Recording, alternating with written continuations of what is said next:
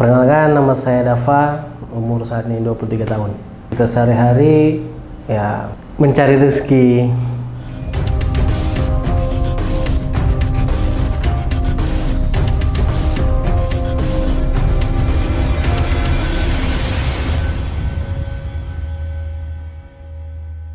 Hari ini coba mulai cerita tentang kehidupan Bapak itu bagaimana, mulai dari keterpurukan sampai saat ini, boleh di-share nggak kira-kira? Menemukan titik baliknya lah, bisa disebut hijrah atau apalah bahasanya. Oke, jadi sebelum itu secara singkatnya sih Bang ya, hijrah itu tahun 2017 dikarenakan perempuan. Maksudnya perempuan sih sebenarnya jatuhnya ke putus cinta. Di situ galau karena diselingkuhin segala macam. Jadi di situ jadi titik baliknya. Di Instagram ada video dari Ustadz Nurul Zikri tentang istidraj. Jadi berkisah tentang kalau mencintai seseorang berlebihan itu nanti ujung-ujungnya bakal dihempaskan kembali oleh Allah, gitu dia. Itu titik balik hijrah. Titik balik pertama hijrah. Setelah itu barulah mulai hijrah di tahun 2017 itu sampai sekarang. Perjalanan menuju hijrah itu bagaimana? Singkatnya tadi, menempuhnya susah nggak? Jalannya susah nggak? Kalau kita hijrah sebenarnya nggak susah, Bang. Artinya kita hanya berpindah dari yang dulu menjadi yang sekarang. Yang susah menjaga itu agar tetap terus seperti itu, gitu ya. Artinya kalau dalam bahasa itu istiqomah, itu yang susah, sangat susah. Bahkan untuk hijrah itu sendiri, kalau aku rasa itu mempunyai beberapa langkah lagi yang harus dijalani. Makanya aku pernah membuat kata bahwa hijrah setelah hijrah, gitu deh. Karena ya gitulah. Nah, jadi dengan sebenarnya dari kata itu sih kita undang Dava ke sini untuk ngebahas tentang itu sih, fenomena hijrah kembali hijrah. Jadi ya kita bukan coba mengajari, tapi kita sharing aja sih, sharing pengalaman si Dava bagaimana itu terjadi dan kenapa bisa menulis kalimat itu. Boleh cerita nggak? Ya awalnya begini sih Bang, proses hijrah itu kan dari tahun 2017, 2018 menikah, proses hijrah itu. Jadi dalam proses itu yang dirasakan itu pertama memang menikah tuh menyempurnakan separuh agama, tapi di situ juga ujian itu makin lebih besar. Karena kalau masa lajang yang dihadapi itu hanya diri sendiri, nggak lagi kita belum menanggung jawab seseorang, belum menanggung jawab nafkah, ilmu dan segala macam. Kita masih memikirkan bagaimana diri kita sendiri. Jadi begitu menikah, di situ sebenarnya bukan kaget, tapi kayak kok karena kan sebelumnya aku teoritis gitu, pelajari teori tentang nikah begini. Tapi begitu setelah aku menikah, praktek, aku terkejut gitu. Maksudnya kagetnya itu, ternyata teoritisnya itu nggak semudah itu gitu. Jadi itulah proses dimana walaupun memang alhamdulillah istri pun sering menguatkan bahwa ya semua itu karena Allah kan gitu. Tapi itu proses hijrah, dari hijrah kita mencoba lebih baik, terus setelah itu kita hijrah lagi dari yang lebih baik itu ternyata memang sangat sulit. Bahkan kalau kita setelah hijrah pertama kita nggak hijrah lagi, bisa langsung down ke bawah. Dan itu banyak terjadi memang di kawan-kawan merasakan hal itu. Jadi mereka sudah hijrah, tidak menemukan titik hijrah atau semangat kembali untuk hijrah, jadinya ya udah ada yang buka jilbab, ada yang buka cadar, dan banyak lah kalau dari fenomena teman-teman. Kalau dari cowoknya? Kalau dari cowoknya mungkin udah nggak ngaji lagi bang, nggak sholat, jalannya pendek, gitulah. Mungkin banyak di situ fenomena hijrah sebenarnya. Itu apakah semua manusia yang seperti itu susah mempertahankan istiqomah atau bagaimana? Atau lingkungan kita yang merubah kita lagi? Kalau dari perspektif aku sih, semua manusia itu susah mempertahankan istiqomah, sangat susah, karena memang satu tadi poinnya adalah yang abang bilang tadi tentang lingkungan. Jadi kalau memang kita mau benar hijrah, kita harus hijrah dulu lingkungan. Makanya itu tadi faktor utama, kata Nabi, faktor utama mengganggu keimanan seseorang itu lingkungan, faktor paling utama. Makanya disuruh Nabi dulu hijrah itu ke Madinah supaya apa? Iman sahabat-sahabat ini, umat-umat Islam ini terjaga dari lingkungan kafir Quraisy yang menyiksa gitu. Terus berarti Dafa kan mengetahui banyak itu teorinya. Menerapkan dalam kehidupan sangat sulit sebenarnya. Karena ya kalau teori kita pelajari bahwa hijrah itu, jika memang kita benar-benar hijrah karena Allah, dikasih ganti semuanya. Tapi dalam proses itu kan harus ada kata sabar. Nah itu yang aku nggak dapat, sabar dan syukur tadi. Artinya, mana nih aku udah hijrah kok, mungkin kekecewaannya di situ ya. Aku udah hijrah, kok Allah belum kasih ini gitu, yang aku harapkan. Di situ dia proses kecewaan itu. Terus teori tentang sabar dan syukur itu dijalani? Kalau sesuai dengan yang dipelajari? Enggak. Sabar bahkan susah bahkan kalau sabar, karena aku tipikal orang yang mau instan sebenarnya, yang mau cepat sebenarnya, pokoknya aku melakukan ini harus jadi besok, gitulah. Nah kalau syukur sendiri aku kayak nggak bersyukurnya, aku pengen lebih terus, mau dari apa. Tapi itu saat aku melangsungkan pernikahan sudah berapa tahun, udah setahun lah, itu memang momen dimana aku jadi hubud dunia, jadi cinta dunia. Karena itu tadi, aku kan harus nafkahi nih. Itulah yang membuat aku kayak aku harus kejar itu terus sampai terlupa yang namanya yang paling penting akhirat gitu ya. Berarti terlupa. Belum bisa mengimbangi antara dunia dan akhirat ya? Iya. Membagi itu belum bisa ya? Iya, jadi itulah problem yang dijalani saat ini. Tapi dan itu juga lah fenomena yang memang dilihat saat ini, karena banyak kawan-kawan juga mengalami hal seperti itu gitu. Jadi ya mendapatkan momen untuk hijrah kembali itu dimulai kapan? Atau sudah berkurang nih keimanan, atau apapun ibadah yang kita lakukan udah terasa nih selalu menyesali kenapa seperti ini? Ada pikiran gitu nggak? Kalau kemarin sampai itu ya kasarnya kita bilang nggak sholat bahkan karena hubud dunia tadi ya. Jadi mulai dikasih ujian, entah ujian tahazab nggak tahu. Cuman memang ya sempat mendekati riba, hanya karena hubud dunia tadi, riba dan segala macamnya lah yang memang dilarang.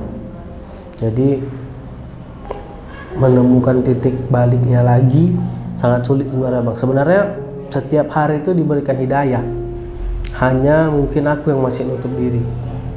Jadi posisinya tuh saat ini aku ngerti agama, tapi agama tuh kesampingkan untuk yang lebih realistis gitu ya. Tapi kalau salah boleh diralat. Aku pernah dengar orang yang banyak mengetahui tentang teori agama dan ilmunya juga lumayan, tapi kalau itu yang tidak dilakukan dan masih melakukan perbuatan dosa yang tidak sesuai dengan teori, itu bukan dosa yang lebih besar ya? Iya, bahkan di Quran itu dibilang nanti bukan Quran, kayak hadis Nabi mungkin nanti membawa ususnya itu di padang mahsyar. Gitu sih. Kalau di Quran memang dibilang tuh lupa surahnya, Allah paling benci orang yang mengatakan tapi tidak melakukan. Makanya aku sekarang sih lebih banyak diam karena aku mengerti, aku takut nanti aku nggak melakukan, untuk apa aku bilang. Tapi bukannya dalam diri sendiri sudah tahu itu? Iya, Nah, itu gimana menepisnya? Diri sendiri udah tahu, misalnya aku nggak sholat, misalnya gitu kan, aku udah tahu kalau konsekuensi orang nggak sholat itu bisa jadi kafir, keluar Islam, murtad. Tapi itu tadi mungkin karena aku tahu bahwa ampunan Allah itu besar, jadi kayak seperti sepele lah, nggak tahu kapan mati kan gitu dia. Itulah yang menjadi titik balik itu, pertama sih lingkungan, gitu. Yang paling penting sebenarnya. Jadi proses kembali hijrah itu lagi dijalani ya? Saat ini Belum menemukan titik balik lagi ya? sedang dijalani, makanya insya Allah di Ramadan inilah insya Allah lagi apa namanya, menata hati, pokoknya lagi ditata ulang lah kembali, mengakui kesalahan yang dibuat. Itulah. Kalau kita agak lebih dalam lagi ya, kalau nggak mau dijawab nggak masalah, tapi agak tidak sopan. Faktor ekonomi itu yang sangat menentukan. Benar, Ya. sangat menentukan. Karena dunia ini butuh semua hal tentang itu. Betul, Pak. Jadi juga pun salah satu trigger membuat hijrah itu jadi down, karena sebenarnya ketika kan aku ini masuk dunia dakwah, ngawal ulama. Berapa lama itu masuk di dunia dakwah? Dari awal pertama hijrah? Inilah baru berhenti. Berarti ada berapa tahun? 2 tahun lebih. Oke. 2 tahun lebih masuk di dunia dakwah. Aku nggak tahu entah aku memang yang salah atau memang ternyata ekspektasiku itu di luar ekspektasiku. Realitanya nggak seperti itu. Jadi aku sendiri melihat di dalam dunia dakwah pun tidak seperti Islam oknumnya. Jadi aku merasa di situ aku mencari terus sebenarnya, mencari di mana yang memang benar-benar seperti Islam yang diajarkan, yang ku baca, yang ku pelajari. Ternyata sampai sekarang hampir nggak ada. Itu yang membuat aku down. Contohnya apa itu yang tidak mencerminkan Islam di dalam dakwah ya? Contohnya hal kecil sebenarnya, Bang. Seperti dalam Islam tuh kan ada namanya tabayun. Itu nggak berlaku, padahal itu dunia dakwah. Jadi timbullah omongan-omongan di belakang untuk memecah belah. Gitu deh. Jadi salah satunya, jadi kayak memandangnya kok dunia dakwah tuh masih seperti ini. Sementara aku berharap di lingkungan ini aku tuh lebih menambah iman. Cari terus di mana sampai mungkin di akhir ini nggak menemukan kembali di orang-orang sekitar dunia dakwah itu. Jadi pengennya kayak mana ya, tersadar lah gitu dari situ, karena selama ini aku kayak diam, apakah ini benar gitu dia. Jadi dalam 2 tahun lebih itu mengalami dilema, apakah ini benar yang diajarkan Islam atau tidak. Atau semua komunitas Islam yang ada di Indonesia gitu semua? Enggak. Wallahu a'lam. Terus dari segi lingkungan keluarga, kayak istri, keluarga dari pihak istri atau dari pihak Bapak sendiri itu bagaimana? Ada mempengaruhi meningkatkan keimanan atau satu sisi juga mengurangi? Kalau dari lingkungan, alhamdulillah keluarga ya? Jadi sebenarnya lingkungan keluarga itu tidak ada kayak ngenjot gitu bang, nggak ada kayak memaksa aku harus seperti ini, nggak ada. Bahkan orang tua pun yang penting jadi anak yang soleh, hafuz Quran, gitulah. Cuman tadi dari aku sendirinya kan mungkin gini bang, kayak kami kan 2 tahun ini masih kontrak sana sini, kerja belum tetap. Jadi mungkin di situ aku merasanya kok aku nggak maksimal untuk istri, sementara aku nggak pengen bahwa nyusahin istri, gitulah. Jadi itulah yang men-trigger aku, kayak mana caranya supaya aku tuh genjot terus sehingga lupa dunia, lupa akhirat gitu. Jadi tuntutan istri ada banyak? Nggak ada. Dia orang yang baik? Kalau tuntutan istri, alhamdulillah dia hanya menuntut mengenai akhirat. Mengenai? Akhirat. Bahkan nanti itulah kalau nggak sholat, mau jadi apa nggak sholat, gitulah. Jadi kehendak yang dapat alami sekarang itu ditentang sama istri? Iya. Atau ada motivasi dari ayolah? Ya itu, mau jadi apa nggak sholat, mau ngapain nggak sholat, udah kaya rupanya nggak sholat, gitulah. Sampai bahasanya supaya menampar, itulah kadang yang membuat sadar. Cuman balik lagi tadi, kadang memang itulah kita sendiri yang memilih lingkungan itu bang. Dan kok udah begitu ke tempat lingkungan kayak udah lupa gitu. Bahkan kadang di lingkungan dakwah dulu pun sendiri masih lalai dalam sholat.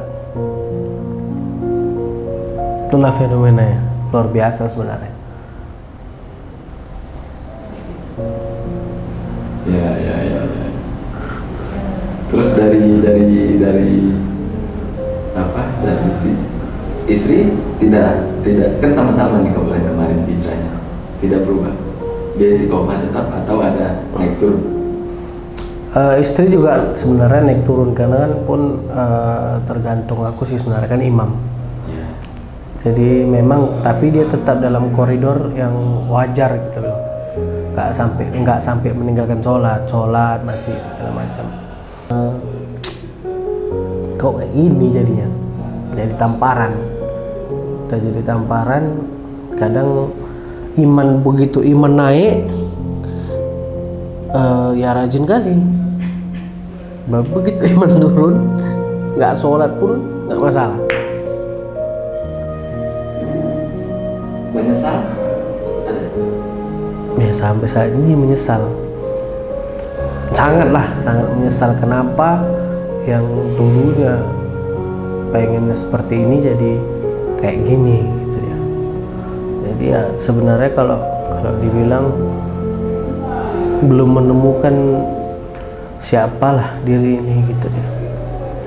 Balik lagi. Berarti mengetahui semua itu, mengetahui hukumnya, mengetahui dosanya, mengetahui ajarannya, cuman sekarang mengamalkannya yang ditinggalkan.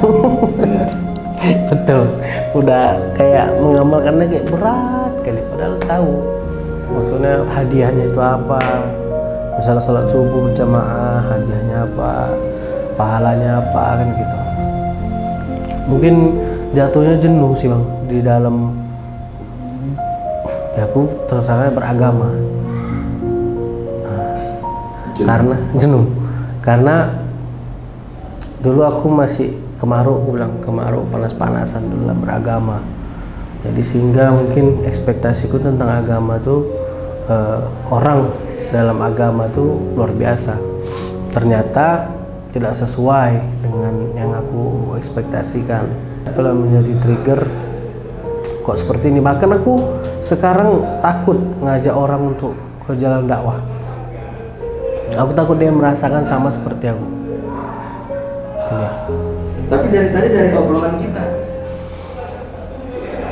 kalau diri sendiri juga dapatnya juga, maksudnya lebih kokoh segala macam. Yang lain kan nggak kepengaruh. Dari tadi kan coba kita bicara ngobrol, menyalahkan ini. Pernah nggak satu sisi aku ternyata yang salah? Ternyata ilmu yang kupelajari ini ada nggak kepikiran Pernah sih bang, maksudnya gini, bahkan apa memang aku yang salah di dalam dunia dakwah ini? Apa memang aku yang nggak ikhlas gitu kan? Pernah terpikir, itulah mulai berubah seperti itu gitu. Makanya apa aku yang salah, apa aku yang nggak ikhlas, apa aku pun di dunia dakwah ini masih ingin ngejar dunia? Itulah pikiran itu bang, terpikir, sangat terpikir, bahkan mungkin aku harus hijrah tempat, pindah kemari ke dalam dunia dakwah, mungkin lembaga yang berbeda. Udah pindah lagi. Cuma memang entah, kalau dari sosok yang dibawa mungkin luar biasa sih bang. Kayak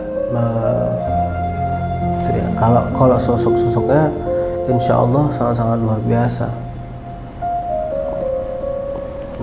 Sampai kapan mau kayak gini? Atau ada waktu nggak? Oh, ini aku harus kembali lagi di saat kapan? Atau tetap pada jalur tunggu nanti lah. Seperti tadi kan dibilang hidayah itu datang setiap hari, tinggal kita yang ngambil. Nah, kapan mengambilnya? Kalau sebenarnya dari Ramadan ini sebenarnya kemarin udah pengen gitu. Cuman itulah tadi, di Ramadan ini pun disibukkan dengan dunia. Sampai tarawih pun payah. Padahal aku harus bisa menyempatkan diri untuk tarawih. Akhirnya itulah kemarin beberapa minggu yang lalu ngaji, cerita tentang hal seperti itu ustadznya. Dia bilang ada seseorang direktur di perusahaan yang nggak punya waktu, bahkan dia minta waktu kalau bisa 25 jam. Cuman satu yang disuruh syekhnya ini, dia bertanya kepada saya itu cuman luangkan waktu 15 menit untuk baca Quran.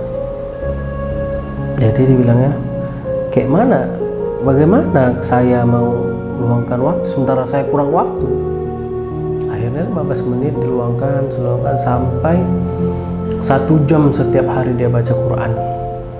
Dan intinya dari situ sebenarnya memang dari diri sendiri kapan mau memulai untuk kembali hijrah.